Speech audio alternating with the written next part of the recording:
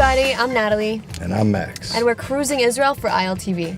Max, I know we've done so many activities in Tel Aviv, but we've never really just strolled around and appreciated the street art that's all around us. There is some cool street art in Tel Aviv, Yeah. plenty of it, but there's really not much of a story there. There's nobody to interview. I found just the guy that will fill us in on all the stories behind the work of art. Sounds interesting. Let's go check that out. Let's go.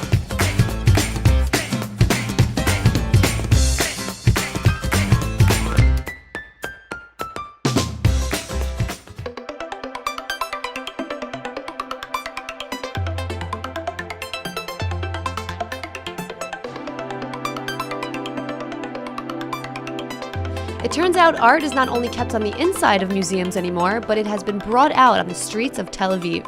On every corner you can catch fascinating work of art. The street art draws in art lovers from all around and gives you a sense of the vibrancy and creativity of the city.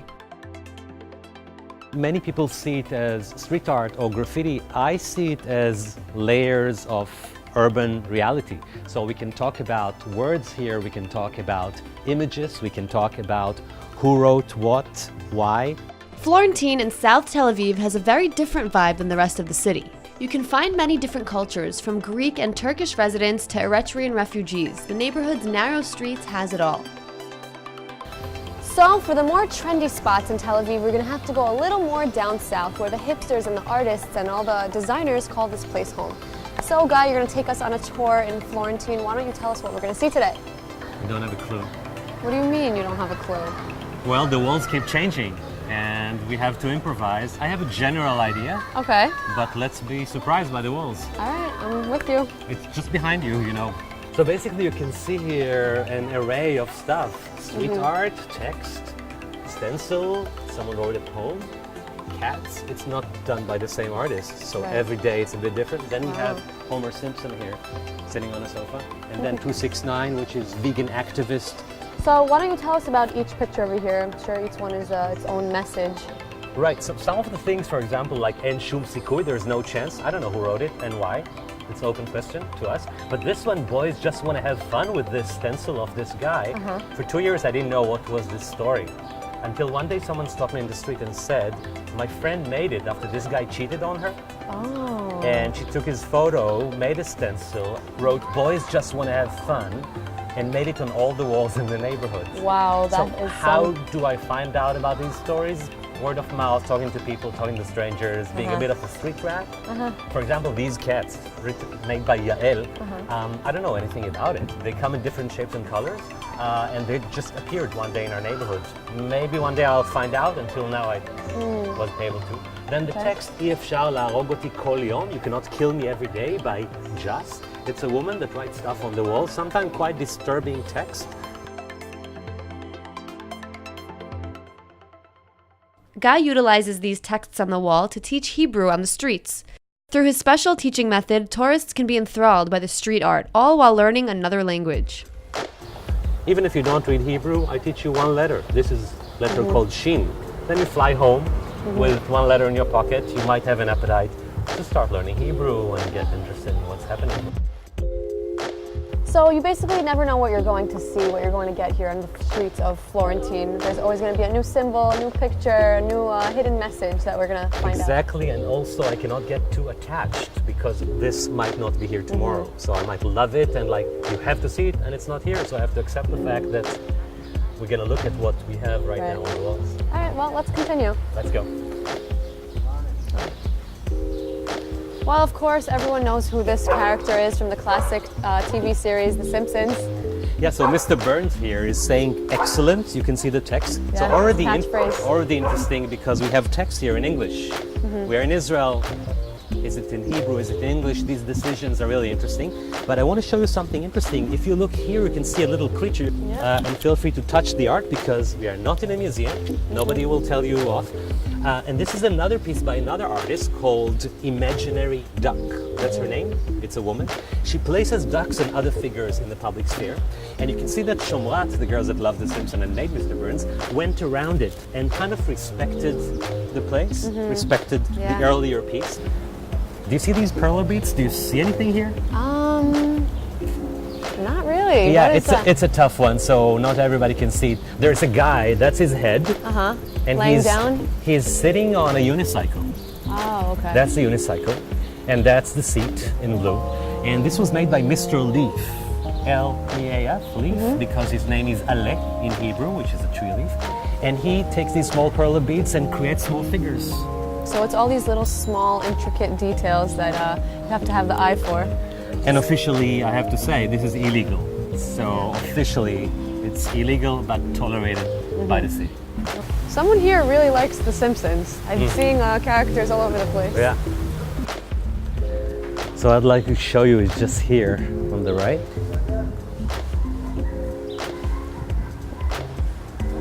Ah, the same artist, right? Exactly, same artist.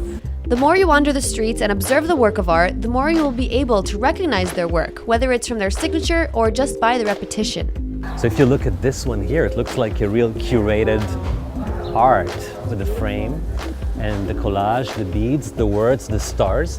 And it was made by Muriel, a Canadian girl from Montreal who's based in Israel. And she found these small frames in the trash bin and decided to give them new life, gave them a bit of polish and color, and then she makes her collages inside. The funny thing is that her pieces survive much longer in the street, I think because of the frames. It can be 4, 5, sometimes 6 years that nobody damages it, which is a rarity. Well, the interesting thing is that it's not only graffiti. People add their own materials and their own creativity to their masterpiece. How long do these works of art usually last? We never know. For example, I didn't know that this one will be with us for 4 or 5 years. On the other hand, if it's not here tomorrow, I won't be shocked. The graffiti is painted on walls, doors, benches, gates, and pretty much any area the artists can get their hands on. I love this payphone. They're taking the ordinary things in the city and bringing some life and color to it. Exactly. So actually, the whole thing here, and the public floor as well, was made by Zeev Engelmeyer and Oren Fischer, one famous artist and one local artist from the neighborhood that made all this piece together one Friday afternoon. Cool. So what are we going to see next? I feel like going this way. Okay. I'm coming with you. I think you're gonna like this one. So it says here, Pinat Litouf. Pinat Litouf, petting corner, and it says play attention to corners. And the idea, I actually interviewed the artist on Facebook. I don't know her real name, I didn't ask. I think it's a woman. She says nobody talks about corners. People tell you turn right after the corner, it's the shop before the corner. But she wants to make art on the corner, and you can feel free to touch the texture. Here it's like Scotch-Brite, here it's like, you know, grass, and here it's like furry stuff. So this is more of an interactive work of art, Exactly. emphasizing the corners of a street. So Natalie, here we have text. It looks like Torah, kind of Torah font. It's a quote, but the ending is different. So the person who wrote it wrote Im eshkachech Yerushalayim, if I forget you, O Jerusalem. Yeah. You expect the verse to continue, like in Psalms, which means I will forget my right arm. It's like my part of my body. But it says Ze biglal Tel Aviv. So if I forget you, O Jerusalem, it's because of Tel Aviv. Yeah. So Tel Aviv is so cool. I totally forgot about you, Jerusalem. Ah, here's the corner again. Exactly. Pinat Litouf. Pinat Litouf. Play attention to corners. So, wow, beautiful Wow. light. Look what we have here. There's no ordinary alleyways in Tel Aviv.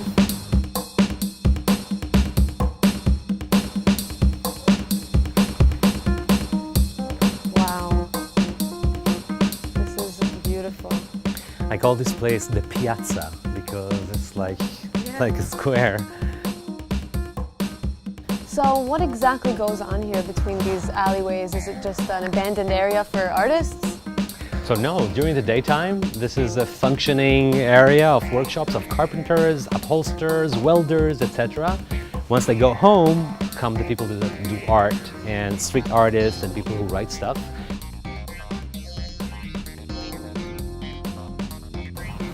Have you ever thought of contributing anything to these walls? Actually, I really enjoy being just a fly on the wall and document, observe.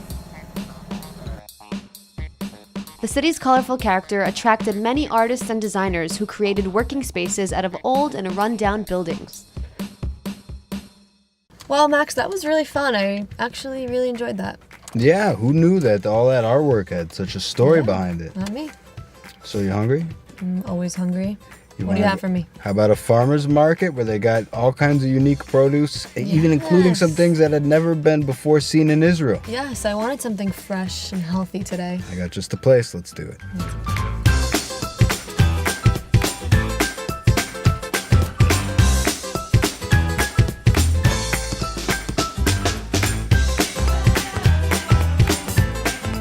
One can spend hours on the port of Tel Aviv, whether it's shopping, eating, or just enjoying the beautiful views of the Mediterranean.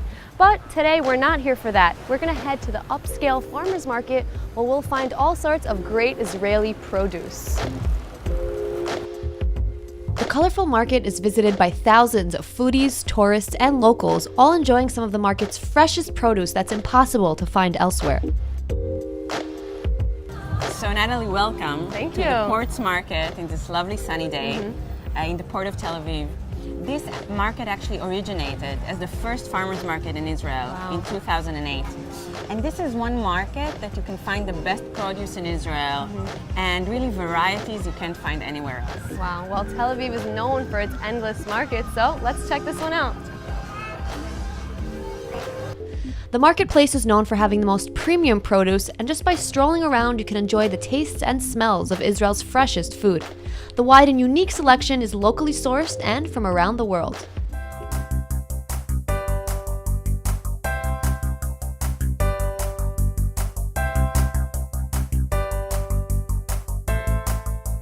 So what could one expect when they're coming to the shuk in the port? If you come during the week to the Ports Market, you can find really one-stop shop of best quality gourmet shops to find the best produce you can find, from meat and fish and seafood to wonderful fresh vegetables from the farmers and wonderful cheese from all over the world.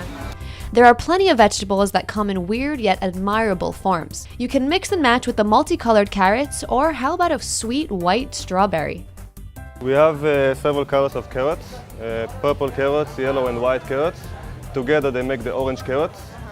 And we have also, our latest product is the white strawberries. Wow, I've never seen these before anywhere. Yeah, this is the first year we grow them. They are the latest product in Israel. They're a little less crunch when you eat them. And Less crunchy? Less crunchy, but Okay. even more sweet. Wow. And we have also the blood oranges. They are actually also sweeter and recommended for juice.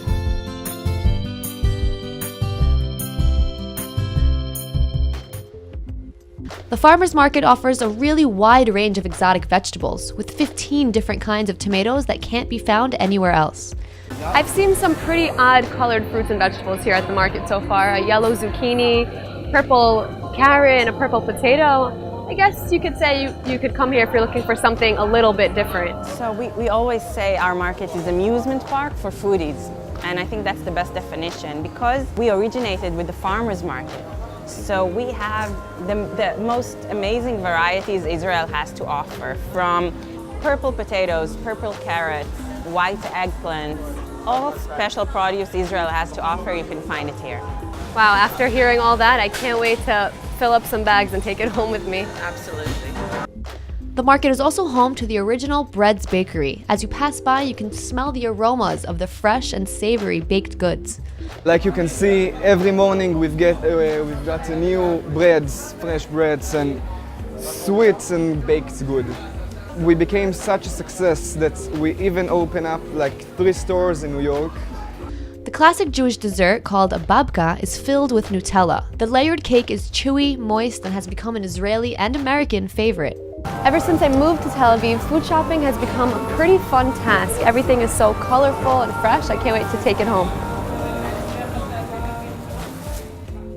On Fridays is when the market really comes alive. Many Israeli farmers from all around the country set up their own stalls and sell their produce directly to the customers. We're talking about 30 more stalls on each side.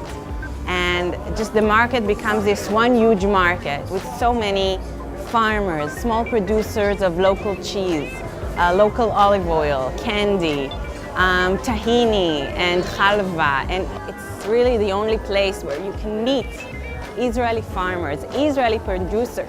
You can meet them in person, get to know them, hear about their producing process. And that's really an amazing experience. Since the market is situated right on the Tel Aviv port, visitors can enjoy a little bit of everything that is Tel Aviv: the sea views, the marketplace, shops, and more. They had some pretty cool vegetables there at the farmer's market. Yeah, who knew they even had some of that stuff? Yeah, and now in Tel Aviv, I'm seeing more and more vegan restaurants opening at every corner. It's definitely a big trend. I myself, I enjoy kind of a carnivore, but I can do some vegan stuff, and the camera likes any food. What do you got in mind? So I know about a great Georgian and vegan restaurant here in Tel Aviv. Sounds interesting. Let's check it out. Cool.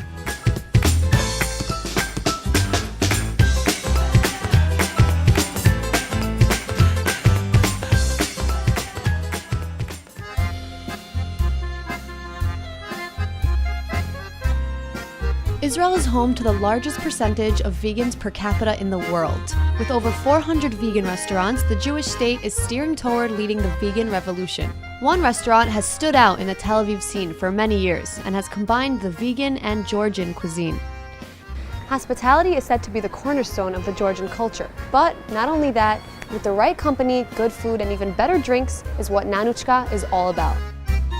The rich and ancient Georgian culture dates back many years and sure is a unique one. I think it's a happiness, and don't take seriously the life, because we remember all the time that the life is very short and we must do celebrating every day. So we have a good reason to sit and to eat with a lot of friends all the time. A Georgian gathering isn't complete without a toastmaster, or as they call it, a tamada. Typically, the tamada would be the leader of the table, initiating all the toasts for the night. It's like director of the table. We choose the most people that know to speak with the people and not shy, and know about all the people on the sitting on the table good things, and like this all the who is sitting on the table know each other. At a Georgian table, you will easily find over 20 different dishes, accompanied by lots of wine and good music. The dinner goes for hours. So how does the restaurant look at night? I know that it completely transforms into a party. Yeah, it's a lot of people come, all the kind of people, young, old, family, hipsters, doctors, and the music start. We have everyday DJ, and some of the day we have some bands, and we have belly dance and a lot of dancers. The lively atmosphere of the restaurant brings about an experience of its own. The restaurant hasn't always been vegan until one day they decided to remove all the animal-based products from the menu.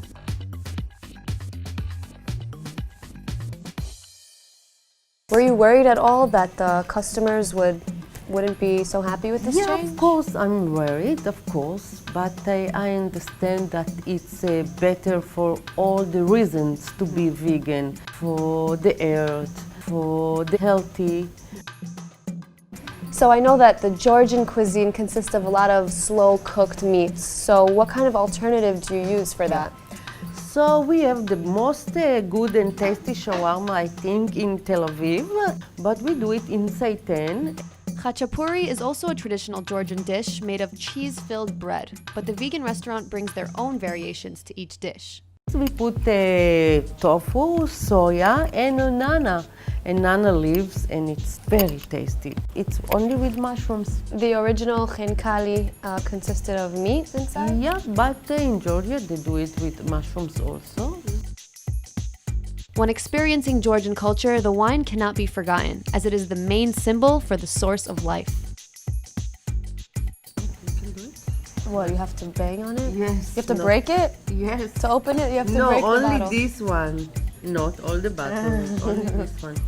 Okay, so here we have some Georgian drinks. This one is cha-cha, and this is wine that comes in a really nice bottle. Yes, saperavi, kinsmarauli. Do you bring this from Georgia? You import it? Yes, Wow. yes. And all the world know that the Georgian have a good wine. Okay, let's try some. Georgia was the very first place in the world where grapes were cultivated for wine purposes. The Georgians store it in big clay pots till this very day and bury it beneath the earth's surface. You know how Georgian people drink the wine? They do it like this. Okay. We want to do it? Yes, let's do it. To connect two people together. Yeah.